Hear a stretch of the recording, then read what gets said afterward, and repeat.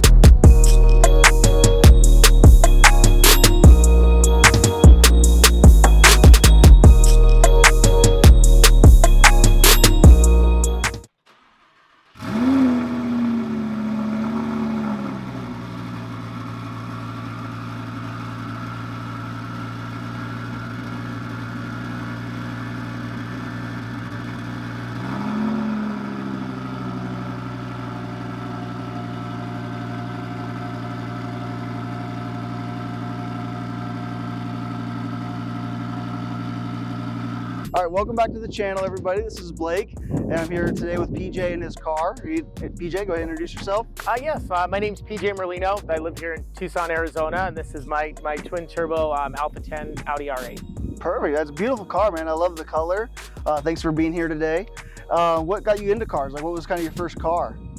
So got into cars a long time ago, just a group of friends that had cars as well and made me really want to get into the scene. And my first love, funny enough, was an Acura Integra that I painted FedEx orange out of the FedEx airliners. And let's just say it got a lot of attention back then. So why that color? Just cause?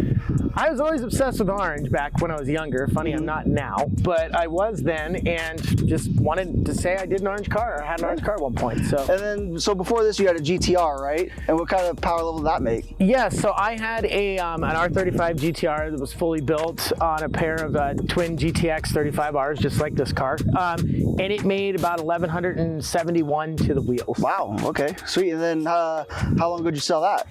So I have owned this car for about 2 years now. So I sold it about 2 years ago. Okay.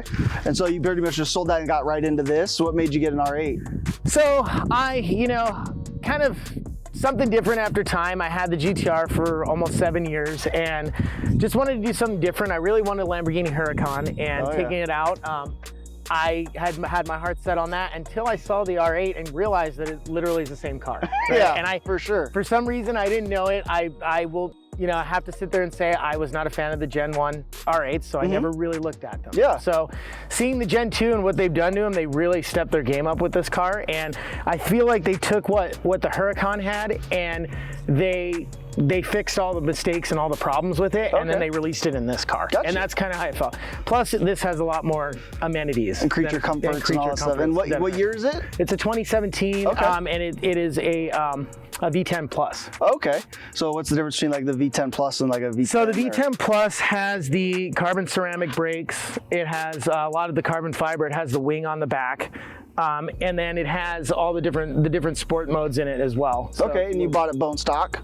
Bought it bone stock, yep, from Florida actually. So bought it bone stock, had it come over here, and it was kind of scary because it was one of the few cars I've seen bought sight unseen. Yeah, I was gonna ask if you flew out there to check it out. No, I paid the dealership to do like a walk around video or something? A PPF on it and or a PPI on it. Oh, okay, and bought it from that. So. Well, I mean, it looks great. And then it was bone stock right when you bought it? It was bone stock. One of the things that I think I had mentioned before was it has a rare seat package. It's got a racing shell seat package in it. So that was what was my deciding factor on wanting this particular car. Yeah. The blue, when I saw it, I was like, man, I was really impressed with it. So I really wanted the blue. I feel like when you see these cars, you see nothing but white, black, gray, orange. It's just very stereotypical colors, but this was a different color for this, and I honestly never owned a blue car. So they call it Aura Blue Crystal Effect. Oh, okay, interesting. And it was a limited color for Audi, and and it has that, what you're seeing is that crystal effect. Yeah, for sure. Well, what do you have done to it now? So now it has a an AMS Performance Alpha 10 package, which basically is their twin turbo kit with twin GTX 35Rs. Oh, wow. Okay. And it also has a fueling system, and it's tuned on a newer tuning platform called DS1, which is basically the stock-like platform. Gotcha. And who did all the work? Harrison Performance here in Tucson, Arizona, did all the work on it. Perfect. Yeah, and so pretty much it was bone stock. You just dropped it off and like talked about them, what you wanted to do. And yeah, so I've known Richard and the crew down there for a very long time. They're like family to me. Okay. So I had them do it, and they basically was the only person I could think of to do it here. So yeah, I mean, it turned out great. It seems like, right? I can't wait to ride in it. Yeah. No. Sounds amazing, obviously. Thank you. Yeah. No, I agree. It's kind of funny.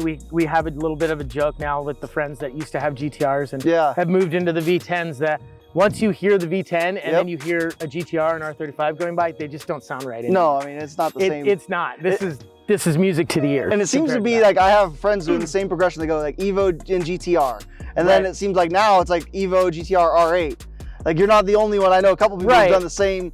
It's all-wheel drive, or just, you know, what you guys like. Yeah, and I mean, you touching on that too. You know, the Evo was a big part of my life. I had, you know, bought one brand new in 03. I've gone through a couple of them. I had that car for 12 years. Oh, wow. Yeah. You know, built it up to 1,000 horsepower, and everybody here in town knew that car. So I was known for that car for over time. So the Evo got me into the all-wheel drive platform, and I feel like I never have gone back to anything else since. So, oh, that's cool. And I mean, it seems to work out, right? It's like as you get older, you get more money, and then the toys get bigger and faster. Right, you know what I mean? Well, you know, I think me personally, I feel like you're not doing life right unless you keep wanting to set your goals higher and higher. Yeah, right? for sure. And you keep moving up and up and up and up. And that's why, if you notice in things like with my license plate, you know, I Evo 2 GTR, now I have GTR 2 R8. And if I find something I feel is more worthy than this later on down the road, the plate will be the same thing. Yep, R8 I mean? To whatever else, to whatever right? A Lambo. Yep. Or, you know, Bugatti. Or, I don't know about that much.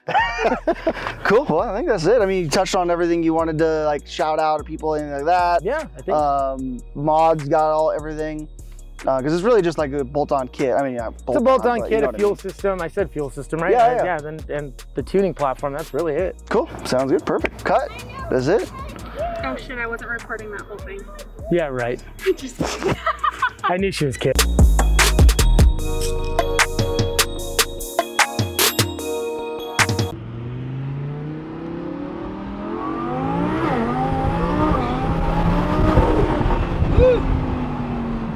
Oh man, that thing feels good.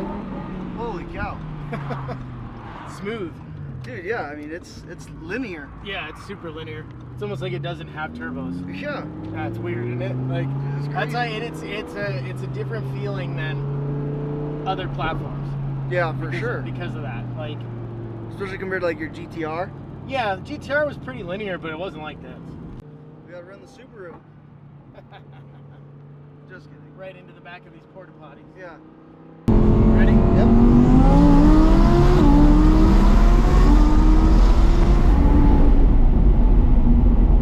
Oh man, that's awesome. It's so smooth.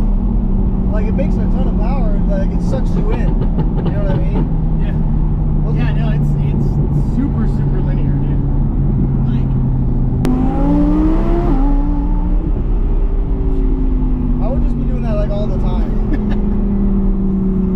gotta be disciplined. Yeah. Because like when I'm driving my V, when I hit it, I feel like I need more power, but the passenger's like, oh shit, this is like, it's scary. Quick. Yeah, exactly. No, it is totally different being the driver. You're always like, well, you always want more. It doesn't feel like it. You always want more. You're just like, you always want more. Yeah, for sure.